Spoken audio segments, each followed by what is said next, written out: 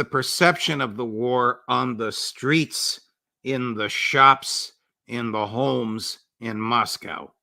Exactly, and especially among businessmen, for instance, people who are in corporate leaders, people who are in tech finance, Right. people who are preparing the BRICS summit 1 month from now. They are. It's a mix of. They are fed up with the whole thing. Of course, they want the war to end, and at the same time, they understand that the Kremlin has its own timeline for the war, and they're not going to change their strategy. It's a war of attrition.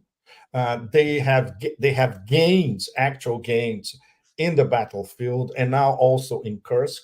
It's very slow. For instance, for the past week, nothing happened on the front, basically. So, and obviously, this is from a business point of view, it's a very complex and very multi-layered approach. There are people here who are making a lot of money out of this war, part of the Russian industrial military complex.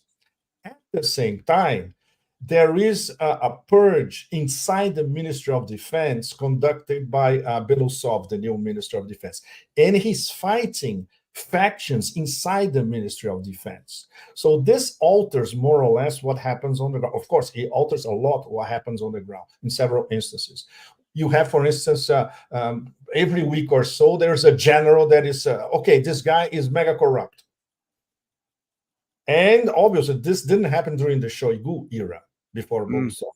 And Putin has to maneuver problems with the Ministry of Finance before the BRICS summit, how are we going to proceed of de-dollarization, organizing the BRICS summit, dealing with the oligarchs, because there are a lot of oligarchs with double passports, interests on the other side, interests still in Europe, and at the same time, some of them refusing to invest as much as they could in the Russian economy. So Putin has to pick up the phone and say, well, show me the money.